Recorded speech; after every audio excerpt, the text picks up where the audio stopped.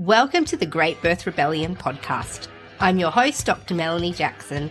I'm a clinical and research midwife with my PhD, and each episode I cast a critical eye over current maternity care practice by grappling with research and historical knowledge to help you get the best out of your pregnancy, birth, and postpartum journey. Welcome to today's episode of the Great Birth Rebellion podcast. I'm your host, Dr. Melanie Jackson, and today we're talking about home birth and if it's a good option for you. As many of you already know, I myself am a private midwife here in Australia. I'm an endorsed midwife and I've been working in this way for 17 years. I still attend home births. I'm a clinical midwife, and a large part of my academic career has been spent researching birth at home and researching the maternity care system. So today I'm doing a broad sweep of some of the research papers around home birth outcomes, and I'm going to focus on the bigger ones, but there are over 40 references listed on the resource folder for this episode of the podcast. This is an area that I've researched over many years, so I was able to draw on lots of the research. Obviously, we can't cover it all today, but I'm going to cover some of the bigger research papers that look at physical outcomes. Of course, there are also the social, emotional, cultural, and mental outcomes, as well as physical outcomes when it comes to birth. And we know that emotionally, socially, psychologically, culturally, home birth offers an incredible amount of safety. And we can talk about that in another episode. Today, I'm focusing on physical outcomes because that's what everybody's wondering about. Now, my PhD research was called Birthing Outside the System. And in writing that, and in writing the other research papers that stem from that over the last 10 years, I've become very familiar with home birth culture, practices, the industry, and the academic literature. So today I'll not only be drawing on my clinical experience, but also from the academic literature as we look into the topic of home birth. Now, I'll start with some definitions and explanations of what home birth is, and then I'll look at some of the home birth literature and research to help you decide if home birth is a good option for you and your baby. Today, I'll be looking at the research on women who are considered low risk and planning a home birth. And in another episode, I'm going to cover what happens when you choose to give birth at home if your pregnancy is complicated by some risk factors or some complicating factors. I did think ambitiously that I would be able to discuss low risk and high risk home birth in the same episode. I don't know why I thought that, but that was my intention. As I was writing this, it became very obvious that it needs to be done in two parts. So the second part on more complex home birth will be coming in later episodes. Now, for too long, research findings have focused on the outcomes of the babies. So I'm really going to highlight the difference between outcomes for both women, for the babies' mamas, and the babies. And medical people for too long have prioritized the outcomes of the baby over the woman. And more in maternity care, we are witnessing the disregard of women's experiences in childbirth. So the research about the safety of home birth often reports only on the baby's outcomes, and it seems to put them as more important, a higher priority than the experience and outcome for the woman. And that's why people say that home birth is considered as safe, if not safer, than giving birth in hospital. However, that statement only applies if you're looking at newborn outcomes. If we want to describe the outcomes for women themselves, the results are very different. And I'm going to be so bold to say, straight off the bat, that I believe, based on my collective knowledge, research, and experience, that home birth outcomes for women across all parameters of safety and experience are way better for women who give birth at home compared to those who give birth in hospital. And that's not to say that hospital birth is not safe. I'm saying that overall, on a statistical level, women come out in much better condition from home-based care with a midwife if we compare that to hospital-based care. Now, of course, and I'll go through the research on this. This is not a baseless statement. And what I'm also not saying is that home birth is appropriate for every woman. But in this episode and in following episodes, I'll share what I know from my experience and from the evidence to help you determine what might be the best for your circumstances. And social messaging around birth is that the mother should sacrifice herself for the good of her baby. But what if there was a way for both the mother and the baby to come out of birth well, where no one had to compromise their body, safety, or experience? So we'll talk about that more as I explore the question, is home birth a good option? And as usual, if you are keen to read the research papers for yourself, you have access to the podcast resource folder if you're on the mailing list. So the details are in the show notes. If you haven't already put yourself on the mailing list, you can get access to that through the link in the show notes. Okay, let's answer the question, is home birth a good idea?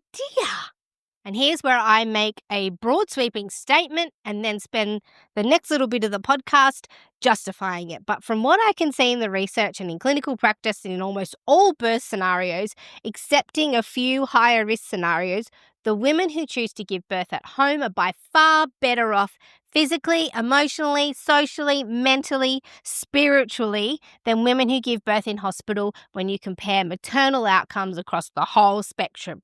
There is not a shadow of doubt in my mind that for most women, home is far better for their well-being and safety than going to hospital. And I'm speaking from the perspective of research in high-income countries where women have access to medical care and where there's no issues of malnutrition and poor access to health care.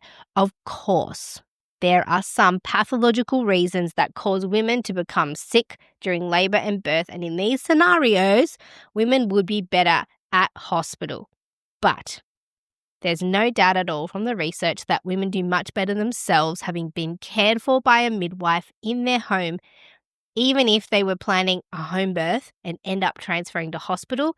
Their outcomes are still undoubtedly, on the whole, statistically speaking, better than if they were planning to give birth in hospital. And I know some women are saying, I could never have given birth at home. I would have died if I had have given birth at home. I had to give birth in a hospital. Well, that's good. That's where you should have given birth. But the majority of women don't need that. The majority of women don't have complications that are life-threatening. But medicalized people will tell you that medical management of birth is the only safe and appropriate option, but that's because their ideology and perspective and their experience in highly medicalized settings where things go wrong more often than they go wrong at home, that's what is informing that opinion. It's not because they've read and understood the research, because if they had, they would have a different opinion. But before we look at specific research articles, I want to quickly justify the research methods that are used to explore home birth outcomes and why it's important to sort of understand this when comparing home to hospital birth.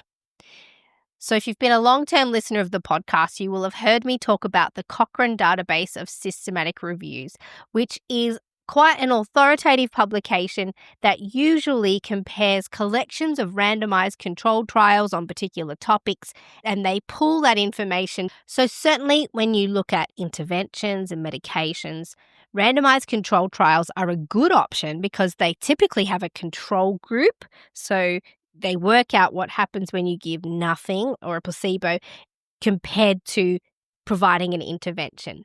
And they control for confounding factors, and often they're blinded to prevent bias from the research team and the participants. And they're considered a very rigorous way of researching a very narrow and focused topic area. Now, the Cochrane database of systematic reviews recently broke with their tradition of using randomized controlled trials to write their papers. They usually only use randomized control trials as the sources of their systematic reviews. The reason they broke with tradition was in order to discuss the topic of home birth for low-risk women. Cochrane is considered an authoritative publisher of high-quality and accessible research, and their publications are considered by academics as quite high-quality and rigorous. So let's have a look at what they said about home birth for women at low risk of complications in their pregnancy and birth. So instead of using randomized control trials, of which there are none of high quality. There's a few of them, but they're tiny. The reason there's not many randomized control trials is because it's unreasonable to force women into a birth location over another for the purpose of research. So when you do a randomized control trial, the participants don't get to choose where they would go. They would have to be randomized to home or hospital. And it's considered unacceptable to women. So it would never work as a study design. And so the Cochrane database proposed that observational studies, so where you just look at what happens in a home birth versus a hospital birth, observational studies are the best way to review home birth outcomes. And what that means is that the best quality evidence we can hope to use when assessing home birth is to use studies that basically watch and record what happens to women and their babies when they choose home birth, and then report on the outcomes. So, to begin their paper that the Cochrane database wrote, well, the authors wrote it. It's published on the Cochrane database, but it's called Planned Hospital Birth Compared to Planned Home Birth for Pregnant Women of Low Risk of Publications, and it was published in 2023. You can get the full text in the resource folder. And they said, observational studies of increasingly better quality and in different settings suggest that planned hospital birth in many places does not reduce mortality and morbidity, but increases the frequency of interventions and complications. Europeristat, which is part of the European Union's health monitoring program, has raised concerns about the iatrogenic effects of obstetric interventions. Now, what that means, an iatrogenic effect is a medically caused effect. So they've raised concerns about iatrogenic effects of obstetric interventions. And the World Health Organization has raised concern that the increasing medicalization of childbirth tends to undermine women's own capability to give birth, and then it negatively impacts on their childbirth experience. So in their paper, they first identified an issue that seems to be that the hospital as a place of birth is not having the desired or advertised effect to reduce mortality or death or morbidity. So morbidity is an illness or injury. But it's actually having the opposite effect, where we're now seeing an increase in the use of interventions and also complications as a result of it's a medically induced situation. So knowing this, Cochrane set out to write a paper that would help understand the impact of hospital birth in comparison to home birth, and wrote as part of their conclusion to that the International Federation of Gynecology and Obstetrics and the International Confederation of Midwives collaboratively conclude that there is strong evidence that out-of-hospital birth supported by registered midwife is safe. Given the weight of the research, randomized control trials may now thus be considered unethical or hardly feasible, and frankly unnecessary given the quality of the observational research. What they're saying is that the International Federation of Gynecology and Obstetrics and the International Confederation of Midwives have collaboratively agreed that there's strong enough evidence for home birth with registered midwives as being safe, and that we don't need to focus on a randomized control trial to get any more information, because there's a number of quality observational studies. Not only that, this Cochrane article states that it is of historical interest to note that the transfer of low-risk births from home to hospital in the 1960s, despite the lack of high-quality evidence, was one of the pivotal issues when Archie Cochrane laid out the ideological ground for the Cochrane collaboration. Cochrane awarded the wooden spoon to obstetrics because, and I quote, the specialty missed its first opportunity in the 60s when it failed to randomize the confinement of low-risk women at home or in hospital. Then, having filled the empty beds by getting nearly all pregnant women into hospital, the obstetricians started to introduce a whole series of expensive innovations into the routines of pre- and postnatal care and birth without any rigorous evaluation. The list is long, but the most important were induction, ultrasound, fetal monitoring, and placental function tests.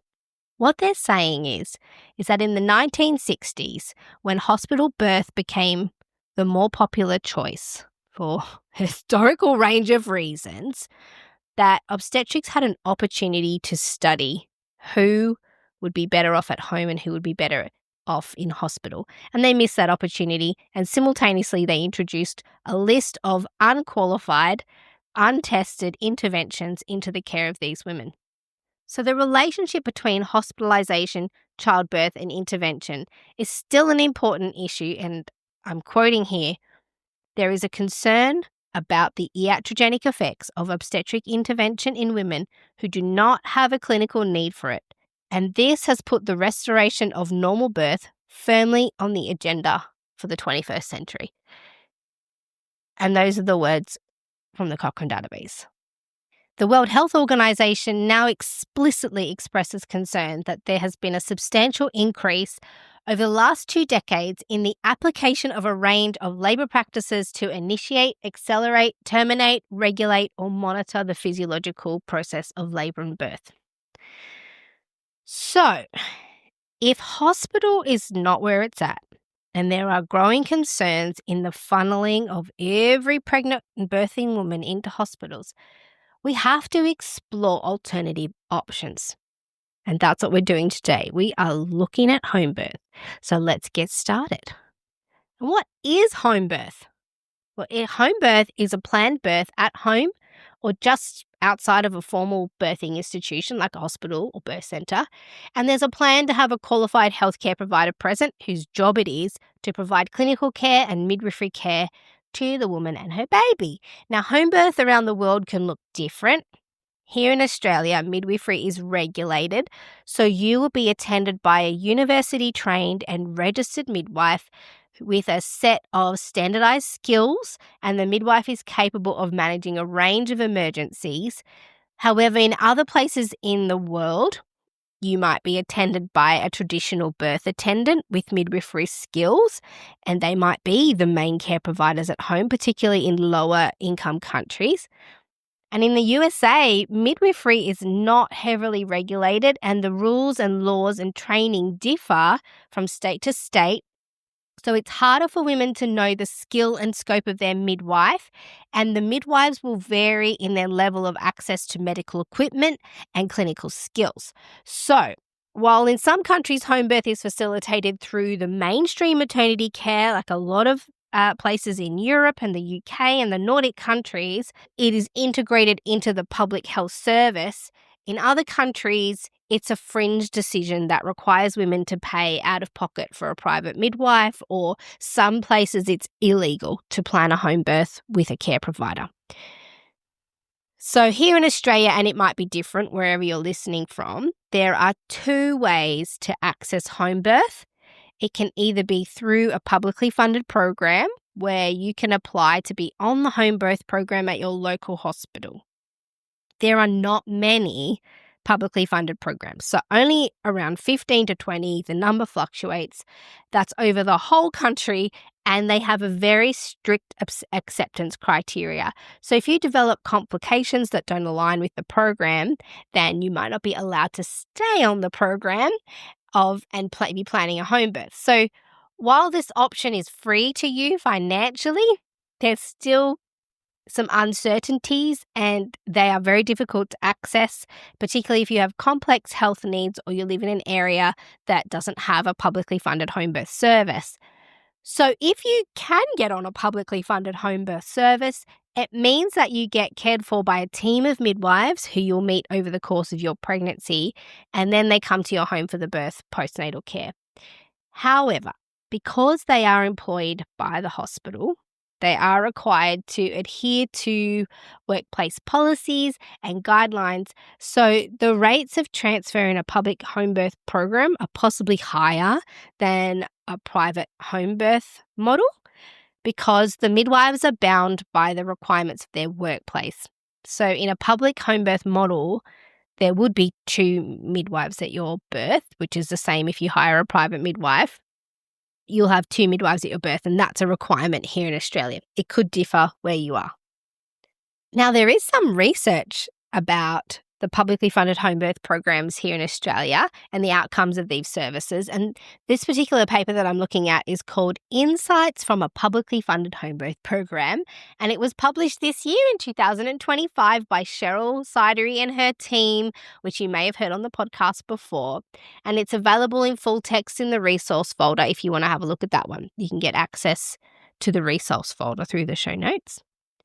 So the Royal Hospital for Women in Sydney here in Australia pioneered a new home birth service within their facility, and they reported on the first 100 births through that service. So although it was only 100 women, the researchers matched the 100 women who birthed at home with 100 women that had similar characteristics and demographics who birthed in the same hospital as where the home birth program was hosted. But even more interestingly, this study is the first of its kind because it compared the hospital outcomes to the outcomes of women who birthed at home, but in both groups, the women were cared for through the same midwifery group practice. So same care providers, just different location, same type of women.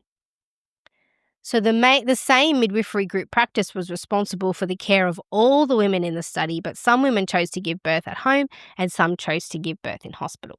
So this is unique because there is a comparison of women who are matched to be the same as possible, have the same care providers from the same group practice and the same collaborating obstetrician. So they're controlling for the influence of the care provider because we know that care providers influence the outcomes of births. That's one of the big elements, the care provider and the location. So they've managed to control for care provider influence.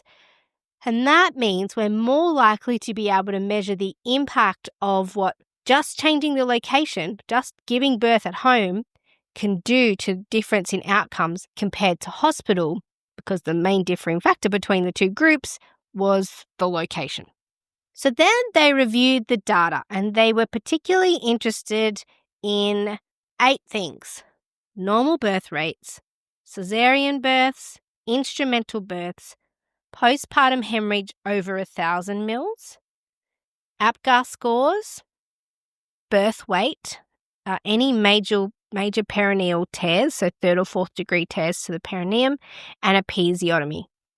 And these things happen frequently enough to be suitable for a small study size of 100. But this study was not powered enough in the numbers to capture rarer occurrences like the death of a baby or the death of a mother. These are considered rare circumstances. You would need hundreds and thousands of participants to be able to accurately calculate maternal and newborn deaths and injuries. So these weren't measured in this study, but there are studies that have done that, and we will do that later. So what did they find? What difference did it make for women who planned a home birth compared to women who planned a hospital birth? Remembering they were matched and they had similar risk factors and levels of complications. These were low-risk women, and they were all cared for by continuity of care midwives. The only difference was the chosen birth location. And obviously, they were only included in the study if their labour started on its own. Otherwise, they wouldn't be at home if they were being induced. So let's have a look at how the women and the babies did just by changing their birth location, but being cared for by the same midwifery group practice. So the birth and neonatal outcomes.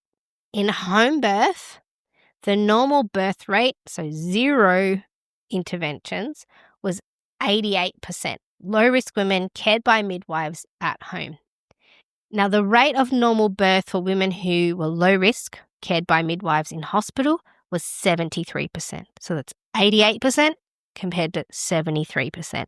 That difference you're seeing relates to the location of birth. The number of women who needed an assisted birth means those who required a vacuum or forceps extraction, 7.7% if you were planning a home birth, 16% if you were having a hospital birth. So that's double just by being in hospital. episiotomy rate, so where they cut your perineum at the time of birth, 6.8% if you were planning a home birth, 18% if you gave birth in hospital with the same midwives, with the same risk profile. Caesarean section, so this is in labour, caesarean section, 4.2% if you were planning on giving birth at home, 10.9% if you planned to have a hospital birth. APGAR score. So an APGAR score is a score we give the babies about their condition at birth. Anything over than 7 is considered all good, no drama. Less than 7 is where the research starts to consider if the baby's compromised. So 100% of babies born at home had an APGAR above 7 in this group, and 1%. So 6 babies also had an APGAR below 7 if they were born in hospital. Let's look at postpartum hemorrhage, and this is a hemorrhage blood loss over 1,000 mils. If you're at home, 2.54%. In hospital, 5.66%. So that's about double, again, risk of over 1,000 mil blood loss if you give birth in hospital compared to home. Now let's look at intact perineum, so did not tear at all. 23% of women who gave birth at home did not tear at all. If you gave birth in hospital, the number of women who did not tear was 9.4%. So again, more than double the chance of having an intact perineum for the women who gave birth at home. Major perineal trauma, so 3rd or 4th degree tears. At home, it was 2.6%, which is pretty consistent with the usual 3rd and 4th degree tear rates. At hospital, 4%. Again, an increased risk. So this study, although it only had 100 women, showed what larger international and local studies have shown, and the authors suggest that women are more likely to have a normal physiological birth without interventions if they birth at home, along with improved outcomes that they experience for themselves as a result of less intervention.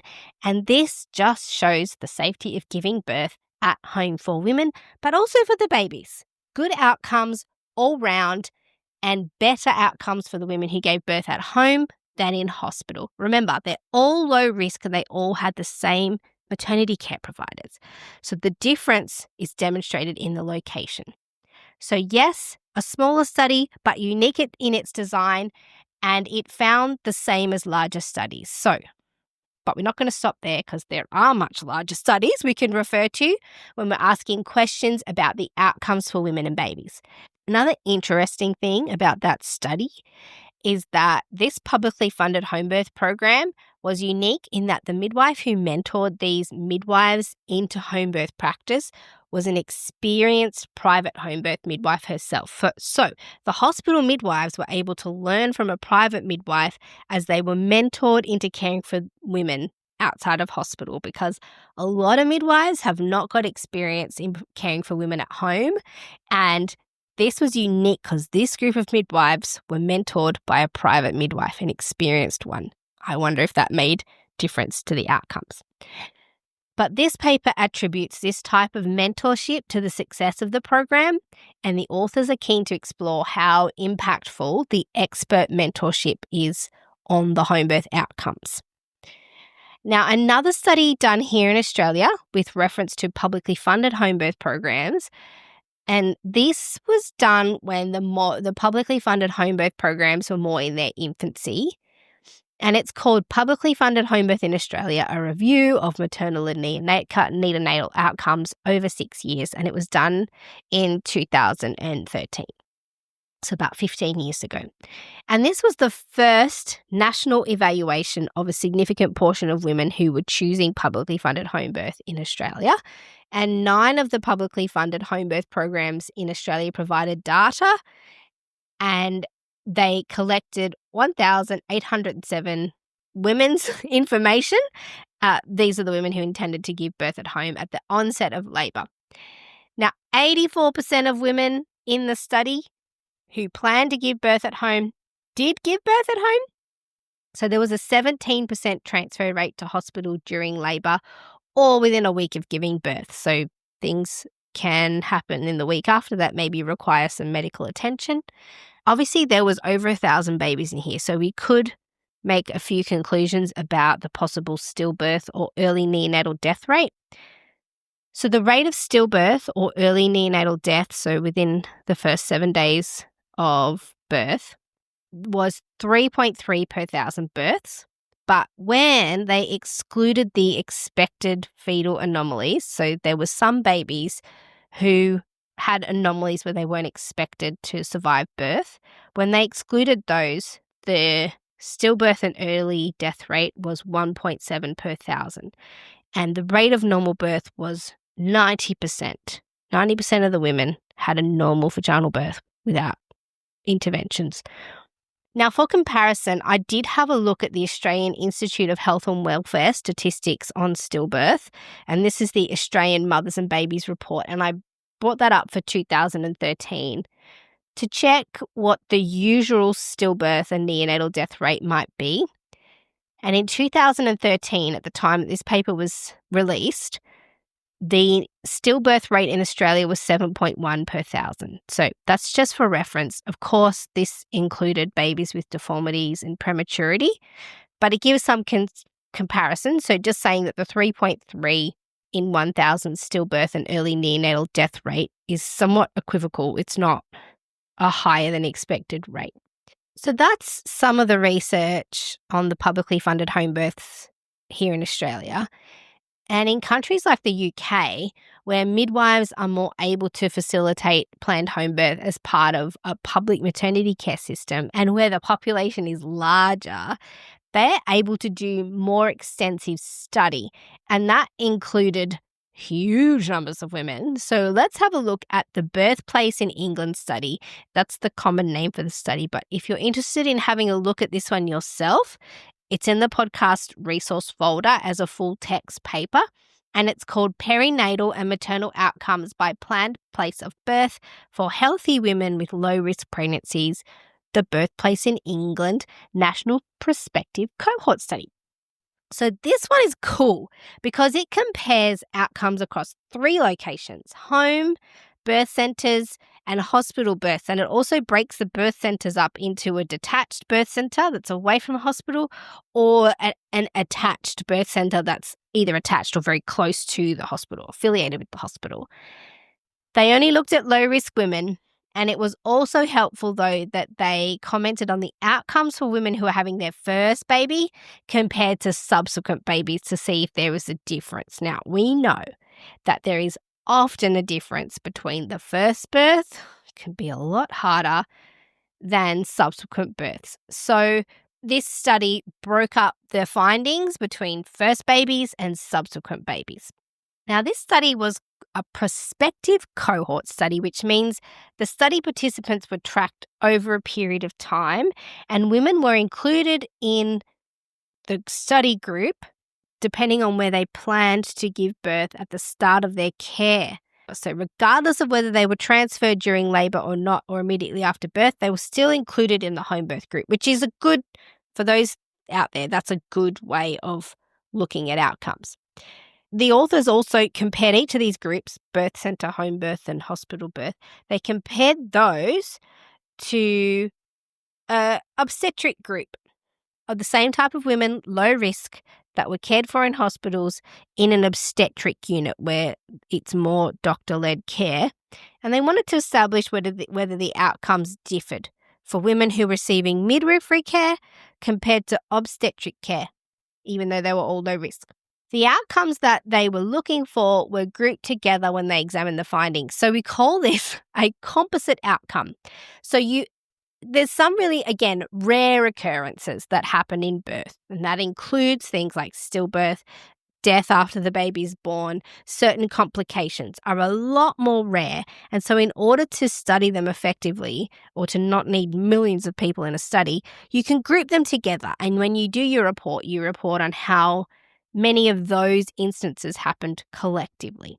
So the first thing they were looking for, what we call the primary outcome, if you're reading along on the paper, the primary outcome they were looking at was specific to perinatal mortality, which was a combination of any death of a baby relating to stillbirth after 28 weeks of pregnancy and spanning all the way to a death of the baby within the first 7 days of life. And they also included in this composite counting less serious outcomes within the same group. So these were relating to things like injuries or illness of the baby once it was out, and it included neonatal encephalopathy, meconium aspiration syndrome, brachial plexus injuries, which sometimes happen with the shoulder dystocia, fractured humerus, same thing if there's a difficult extraction, fractured clavicle of the baby, again, usually relating to shoulder dystocia. So they included in this one group anything from death at 28 weeks of pregnancy, which is obviously very serious, and that was major outcomes, all the way down to a fractured clavicle. So these were all counted in the same composite group because of how rarely they occurred. Now, the secondary outcomes, so kind of the other stuff they were looking for, were other various combinations of neonatal and maternal morbidities and interventions. So they counted the mode of birth. So did the baby come out vagina or cesarean or episiotomy, forceps vacuum? I won't list them all out. We've got a lot of studies to get through, but you can see in the full article resource folder, if you're on the podcast mailing list, all the details. So the researchers on this particular study, the Birthplace in England study, collected data on nearly 80,000 eligible women, of who about 65,000 were low risk, and they were from 142 of the 147 birthing services in England. So they captured 97% of the services in England. They captured 95% of freestanding maternity units, 84% of midwifery units that were alongside a hospital, and they had a sample of 36 obstetric units. So there was a lot of birthing services and sites included in this study, and that's how they could collect data on so many women's births. So let's have a look at what they found. They reported on outcomes for all the women, whether they were considered high risk or low risk, and then they isolated the findings for the women who were considered uncomplicated so that we could get an idea of the outcomes for low-risk women, but also all women, regardless of their risk factors. And in our next episode, where I talk about more complex home births, we can draw on the data that they gathered for higher risk pregnancies from this Birthplace in England study. So we'll look at that later, but we're going to look at the low-risk outcomes first. So let's have a look at how women went.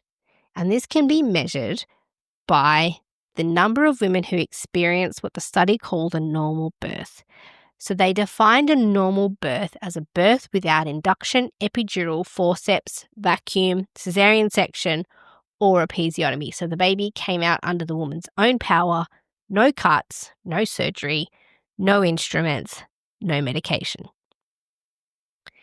And the normal birth rates are an indication that the women also did better emotionally as well as generally, because women who have fewer interventions and interruptions in their labour are less likely to interpret their birth as traumatic. That's not just me making it up. There's research papers that correlate to the number of interventions that you have and the amount of childbirth trauma that you have. So the less interruptions, the less interventions means less likelihood, theoretically, and as we've seen in the studies, literally, of having a traumatic birth experience, but also experiencing fewer complications because lower intervention births don't have that iatrogenic gathering of risk and complications. So let's see the normal birth rates by location. So, for low-risk women, if you give birth in an obstetric unit, based on this study in the UK, there's a 62% chance of a normal birth. If you're the same type of woman cared for by midwives at home, 89% chance. So 62 versus 89. Now, the closer you get to a hospital, so in a birth centre, the lower your rate of normal birth gets. So a freestanding birth centre or a freestanding midwifery unit is an 84% normal birth rate. And if you go to a unit that is alongside a midwifery unit, so alongside a hospital, it's 77. So the lowest chance of a normal birth, if you have a low-risk pregnancy, based on this study, is with an obstetrician in hospital, 62%. If you move a bit further outside of the hospital to an attached birth centre, 77%. If you move further away from the hospital to a freestanding midwifery unit, it's 84%. Further again into your own home is the highest chance of a normal birth at 89%. Now let's break this down a little bit further. So if you want to just look at spontaneous vaginal head down birth, there may have been some interventions in there, for example, like an epidural. If you go to an obstetric unit, 73% chance of a head down normal birth. At home, 92%. Freestanding birth unit, 90%. Alongside birth unit, 85%. Again, these mimic the same idea that the further away you get from hospital, the more likely your chance of a spontaneous vaginal birth without intervention. Let's look at breech births. If you give birth at home, 0.4% vaginal breech birth. If you give birth in a freestanding midwifery unit, same, 0.4%. If you give birth in a midwifery unit that's attached to a hospital, you half your chance rate of a vaginal breech birth, 0.2%, and that's the same as if you give birth in an obstetric unit, 0.2%. So more chance of a vaginal breech birth if you give birth at a hospital. Let's look at vacuum birth. And again, we'll start in hospital with an obstetrician as a low-risk woman, 8.1%. Low-risk women, 8.1% cared for by an obstetrician would have a vacuum. If you are in a birth unit that's alongside a hospital, that's around half, 4.8%. If you move further out of a hospital to a freestanding maternity unit, 2.7%. And again, the least chance of a vacuum is if you plan to give birth at home. Obviously, we don't do vacuums at home. You would be transferred into hospital. The vacuum would happen there. But they counted the stats based on where you planned to give birth. So even though they gave birth in hospital, they still had a reduced chance if they planned a home birth. Let's look at forceps. Hospital, 6.8. Birth unit attached to a hospital, 4.7. Detached birth centre, 2.9, and 2.1 if you gave birth at home. Same stats, the same thing is true. If you give birth in hospital is the most likely chance of intervention, and it gets less and less and less the further that you get away. Now, cesarean section during labour. So this is not one that you needed beforehand. This is during labour.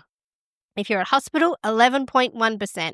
A birth centre attached to the hospital, 4.4. A birth centre away from the hospital, 3.5.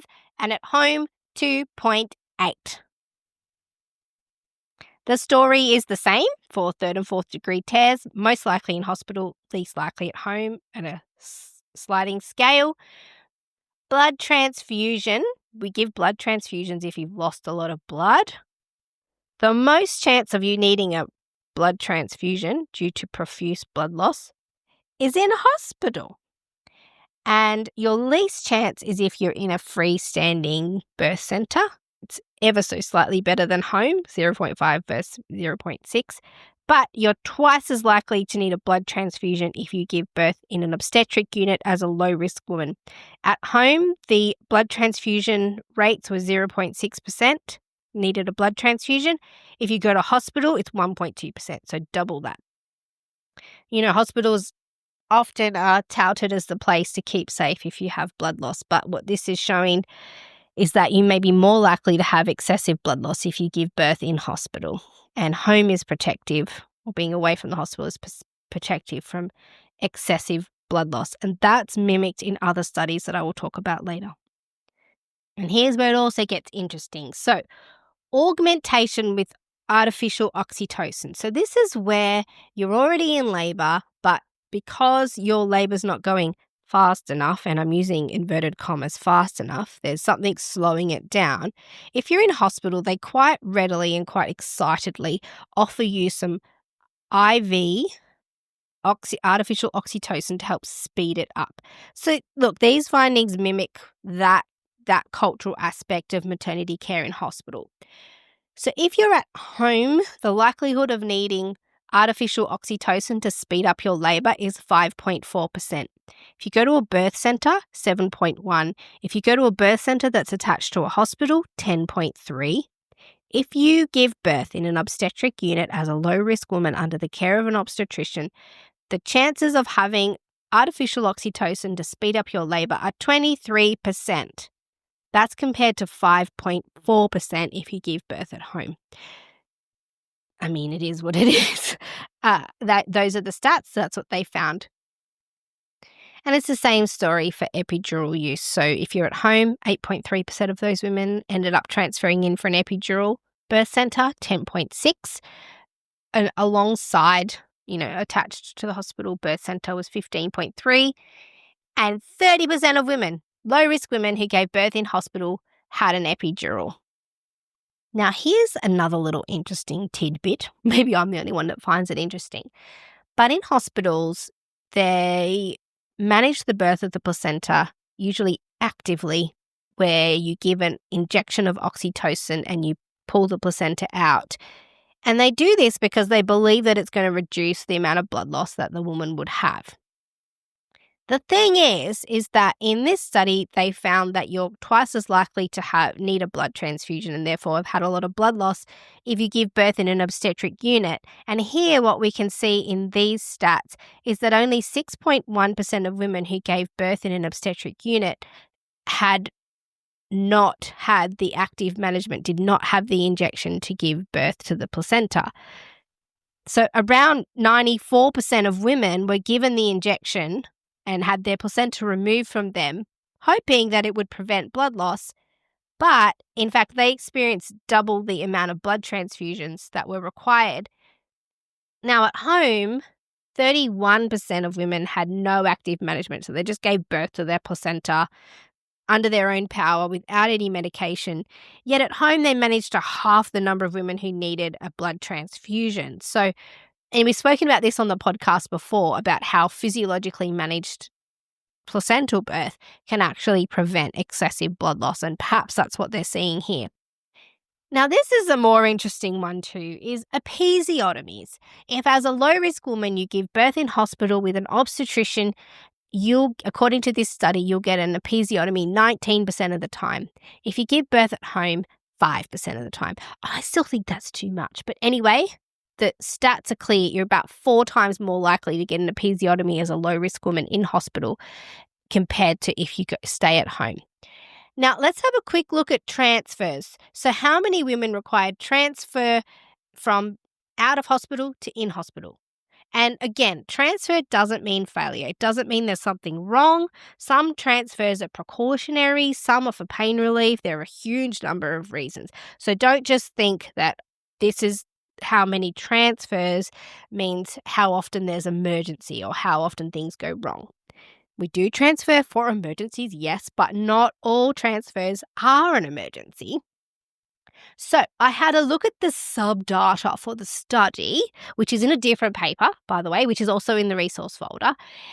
And the main reasons for transfer was slow progress in labour, not an emergency, meconium in the fluids, not an emergency, request for an epidural, not an emergency, repair for a tear, which sometimes they bleed, but generally not an emergency.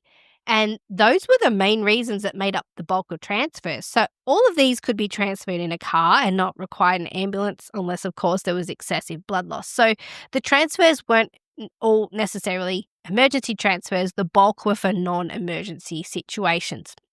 I mean, as suspected, the likelihood of needing transfer is more so if you're a first-time mum having your baby at home.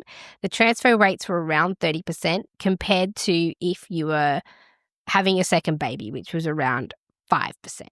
So if you're planning a home birth and you're having your first baby, there is more likelihood that you'll transfer to hospital than if you're having your second. But I think don't let that deter you from planning a home birth, because there's still a 70% chance that you'll stay at home based on this study. Not all studies have that transfer rate. Just remembering too that in the UK, a lot of the home births are embedded in the National Health Service. And so still these transfers might be occurring due to systematic pressures or based on policy, not necessarily because there's an emergency or a necessity to do that. So home birth was able to significantly reduce the interventions, but did that translate into worse outcomes for the home birth women? So let's talk about the outcomes. For the primary outcome, which I'll remind you were about perinatal mortality, so deaths, and intrapartum related neonatal morbidities. So this included stillbirth, early neonatal death, neonatal encephalopathy, meconium aspiration syndrome, brachial plexus injury, and fractures to the humerus and clavicle. So the primary outcomes for babies of healthy, low-risk women. Let's have a look.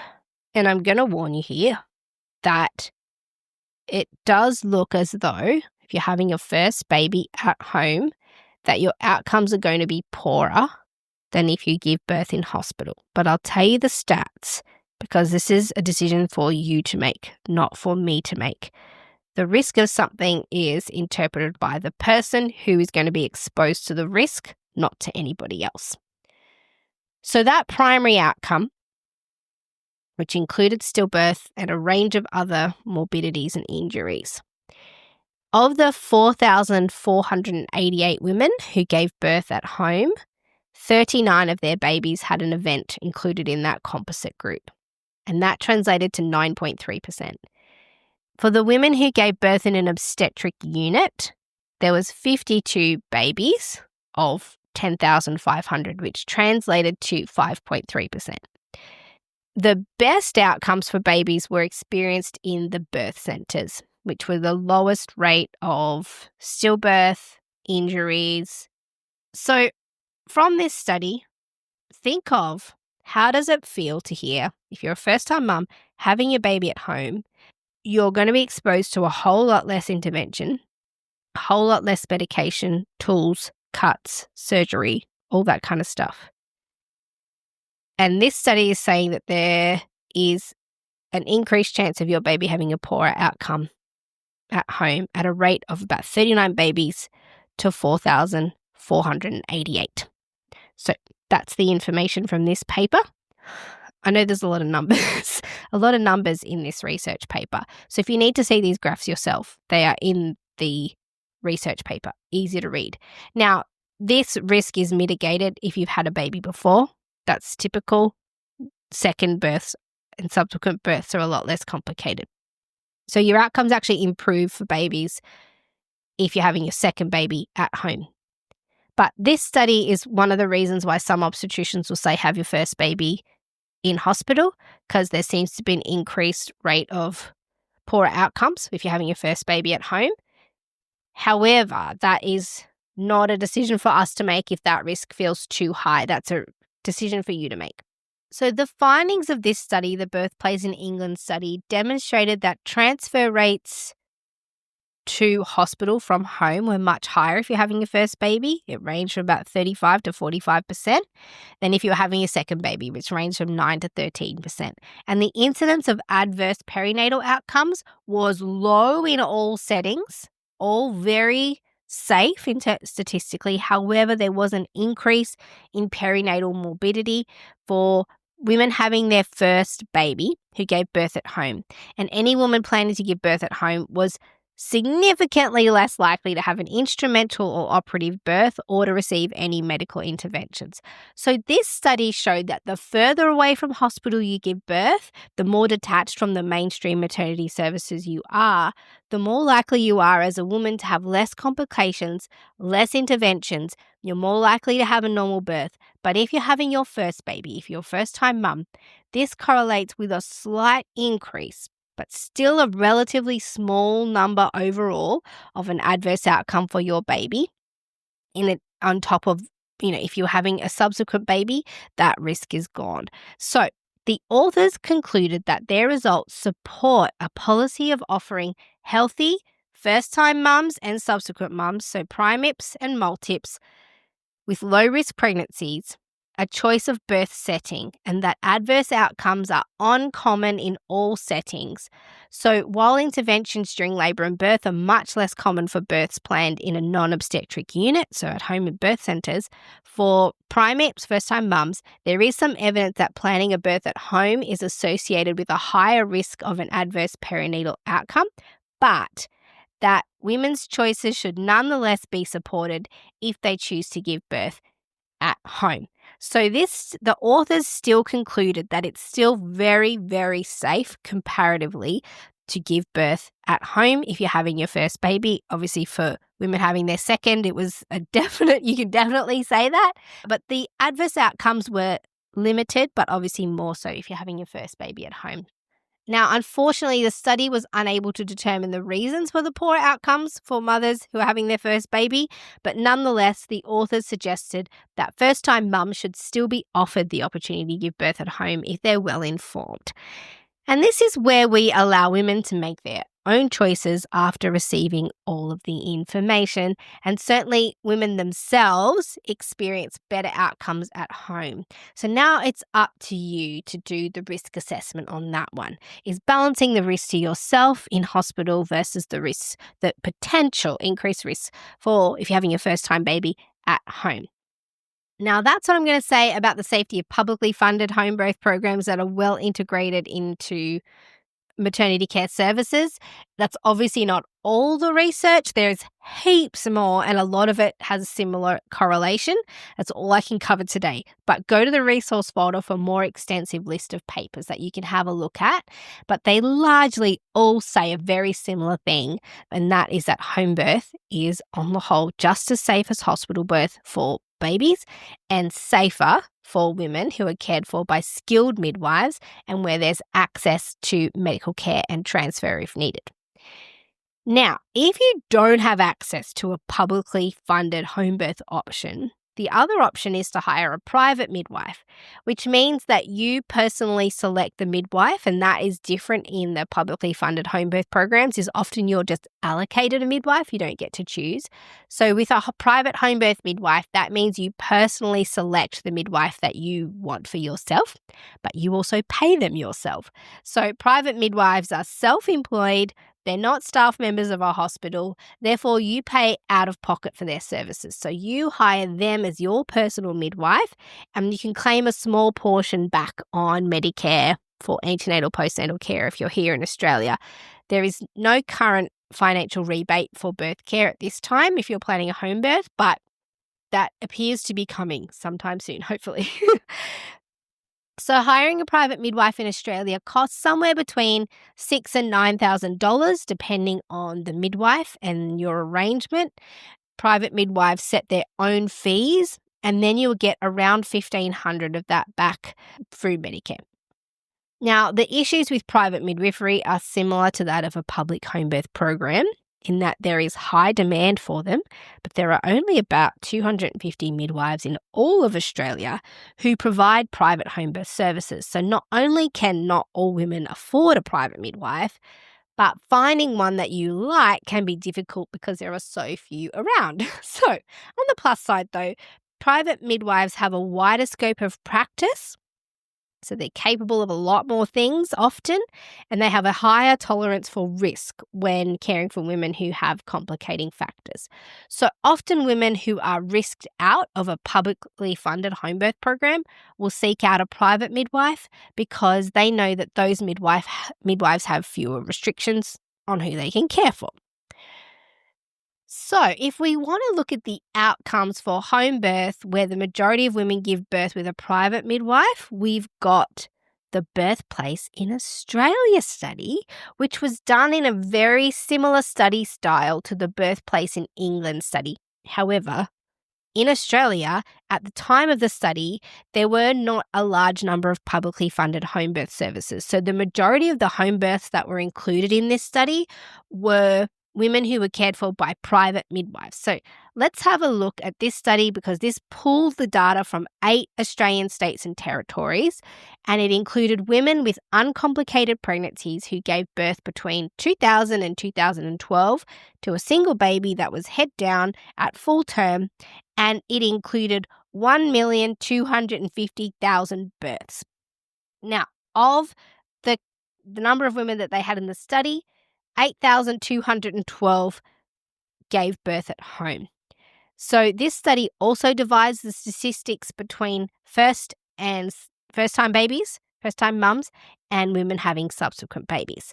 And they were looking at the mode of birth. Did the baby come out by cesarean, vacuum, forceps, or a spontaneous birth? Whether or not the women had normal labour and birth, any interventions, whether there were any maternal complications, and if the baby needed, or the mother needed, admission into intensive care. And they also looked at stillbirth and neonatal death. Now, when they compared the home birth stats with hospital births, the odds of normal labour and birth were over twice as high in a planned birth centre birth and nearly 6 times as high in a planned home birth. And there were no statistically significant differences in the proportion of stillbirths, early deaths after birth between the 3 planned places of birth. What these authors concluded is that birth in Australia is quite and very safe, regardless of where you choose to give birth, at home, birth centre or hospital.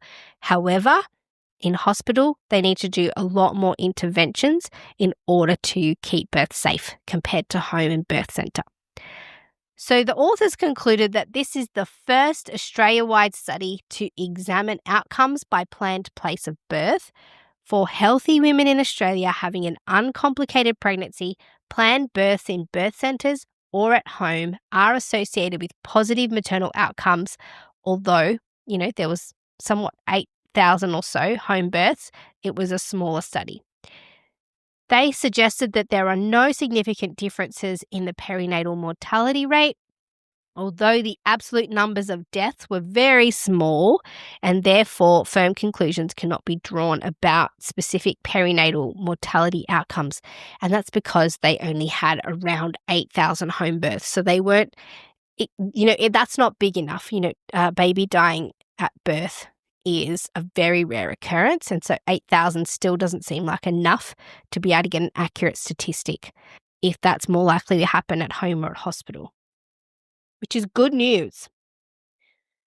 Now, I could go through all of the stats in this birthplace in Australia study, just like I did for the birthplace in England study, but they are very, very similar and mimic the same sentiment.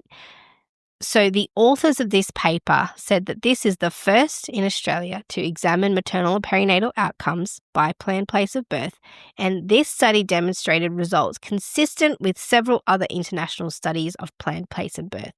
Normal births were more likely for women who planned a birth in birth centres or at home when compared to hospital. Remembering they were all low risk. Some people say, well, of course you're going to have more interventions in hospitals because women who have complications are more likely to go to hospital. Well, the fact is that if you put a low-risk woman in hospital, what all of these studies have showed is that they're going to get more intervention because that's just how hospitals work. It's not because they have more complex needs, because then if you put that woman at home, she's 6 times more likely to get a normal vaginal birth. Now, this study also did a similar thing with breaking up the stats between primips, so first-time mums, and multips. Now, the perinatal mortality ratio for planned hospital births was 0.8 per 1,000 live births, compared to 0.4 in planned birth centre births. So again, babies did better in birth centres. And it was 1.1 in planned home births, so 0.8 compared to 1.1 in planned home births. So although the absolute risk was very, very small with very low numbers of deaths overall, that is a differing statistic, 0.8 in hospital for perinatal mortality, 1.1 for planned home birth. So these differences by place of birth were actually not considered statistically significant overall for all women. However, when they broke it up into first-time and second-time mums, this is where the differences showed. So if you were a primip in hospital, it was 0.8 per 1,000. If you were having your baby at home, it was 1.7 per 1,000. And then in multips, very, very similar, no difference. But given the small number of deaths in the planned home birth group, so there was 9 over 13 years out of around 8,000 births, those are the types of numbers you're dealing with. So if you're thinking, okay, what are the chances of my baby dying at a home birth? If that's your main concern, and a lot of people do think about that, and that's okay because you're the one making decisions about your birth. In this study in Australia, over around 8,000 births, 9 babies died. And obviously some of those would have also happened in hospital at a rate of 0.8 per 1,000 live births. That was over a 13-year period. Okay, that answers our questions about the risks to the baby and the outcomes for the mamas. Now, we have heard that mums do way, way, way better when they don't give birth in hospital. We know that. We can say that from this research. But a lot of people wonder about blood loss at home and what happens if I bleed. And now let me talk to you about that briefly. I know this has been a long episode, but we're going to briefly talk about postpartum hemorrhage at home with the literature. Now, I will say, as a private midwife, I know that private midwives are highly skilled and capable of managing postpartum hemorrhage in the same way with the same medications as what would be delivered in a hospital birth. It's not a complex task to treat a postpartum hemorrhage. Obviously, at home, it's a little bit more complex because you have less people and the transfer time to hospital is longer. However, medications and treatments are quite effective in the majority of postpartum hemorrhages. So I've got 2 studies here which talk about postpartum hemorrhage outcomes for women who give birth at home. And these ones focus specifically on postpartum hemorrhage. So a study by Nove et al., 2012, they did a study that compared the odds of postpartum hemorrhage at home compared to hospital. So what's the likelihood of you actually bleeding at home if you plan a home birth? And again, they included only low-risk women having home births. They excluded preterm births. Obviously, they excluded elective cesarean sections and inductions. Now, there were a total of 274,000 pregnancies over 15 hospitals that were included in the analysis, and they used the classification of a hemorrhage of blood loss that was over 1,000 mils. Now, some literature suggests that 500 mils is a postpartum hemorrhage. I think that it's better to class it as 1,000 mil loss because that's more of a severe hemorrhage. Women can cope quite well with just a 500 mil loss. So putting the benchmark there is a little bit too low, I think. So this study looked at women who had more than 1,000 mil blood loss. This is more likely when women would get compromised. So of all of those research numbers, 6,000 women planned to have a home birth when they commenced labour. Now, of all the women who gave birth, there were 2,800 postpartum hemorrhages of the 280,000 participants. And 1.4% of women who gave birth in hospital had a blood loss of over 1,000 mils, so 1.04%. And if you gave birth at home as a low-risk woman, then you had a 0.38% chance. So about 3 times less chance of bleeding for the women who gave birth at home. So given these findings, the authors raised questions about the safety of hospital birth for mothers and suggested that there is a statistical correlation between place of birth and postpartum hemorrhage. Now, while they could not explain why this was the case, they concluded that women should be informed that the risk of postpartum hemorrhage is higher in hospital when compared to giving birth at home. Now, similarly, in a study done in 2013 that was done in the Netherlands by De Jong and his team, they tested a hypothesis that low-risk women at the onset of labour who were having a planned home birth would have a higher rate of severe acute maternal morbidity than women that were having a planned hospital birth. So this study also compared the rate of postpartum hemorrhage and also manual removal of the placenta. So that's where women get what's called retained placenta, and you have to literally insert your hand into the uterus to extract the placenta. So they looked at postpartum hemorrhage, but also rates of manual removal of the placenta. So they performed a study that used data from 146,000 women. 92,000 were planning a home birth and 54,000 were planning a hospital birth. So these are huge numbers. 92,000 women planning a home birth, 54,000 planning a hospital birth. Again, they were all low risk. Now, the overall rate of severe acute maternal morbidity, so severe blood loss or consequences, was 2 in every 1,000 births. And in this study, what they found was for women having their first baby at home, the postpartum hemorrhage rate was 43.1 per 1,000 if you were giving birth at home, and 43.3 per 1,000 if you were having your baby in hospital. Manual removal of the placenta was 29 per 1,000 versus 29.8 per 1,000 if you're having your first baby at home. So similar statistics, remembering though that more women who give birth at home would have a physiological placental birth versus an active placental birth where they use medication. And if you were having your second baby at home or subsequent baby, here's where you see the big differences. If you are having your second or subsequent baby at home, the chances of a postpartum hemorrhage was 19.6 per 1,000 if you're at home, and it was 37.6 per 1,000 if you were in hospital.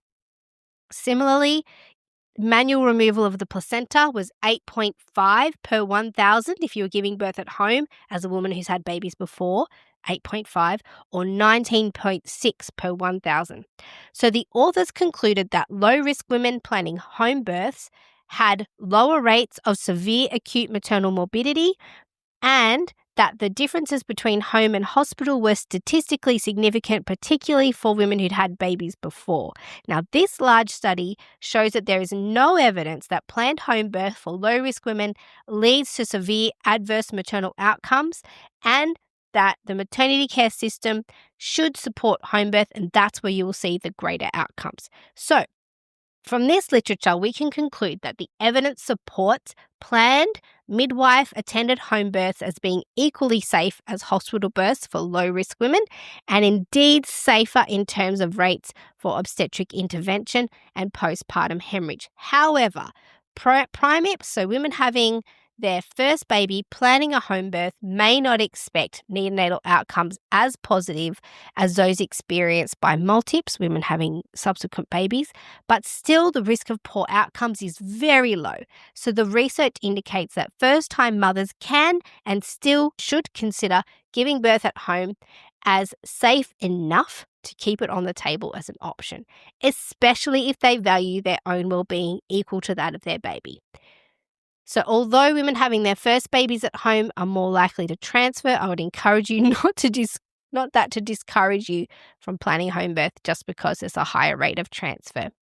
Oh, I know this has been a lot of information. There is so much more that we could add. As I said, this has been my research focus for a lot of my academic career. So there's so much to talk about. And I'm going to continue discussing the research on home birth in subsequent episodes where I'm keen to present the research on higher risk home birth scenarios. And everything that I covered today was for women having uncomplicated pregnancies. But there is a huge body of literature that explores what happens when risk factors meet a plan to have a home birth, and we'll explore that soon. But for now, thank you for listening. If you want to see the other resources that I wasn't able to talk about today, jump onto the mailing list and get access to the resource folder, and you can read the research that I discussed and also that I didn't discuss. I will see you in the next episode of the Great Birth Rebellion podcast, and today we spoke about if home birth is a good option for you. To get access to the resources for each podcast episode, join the mailing list at melaniethemidwife.com, and to support the work of this podcast, wear the rebellion in the form of clothing and other merch at thegreatbirthrebellion.com.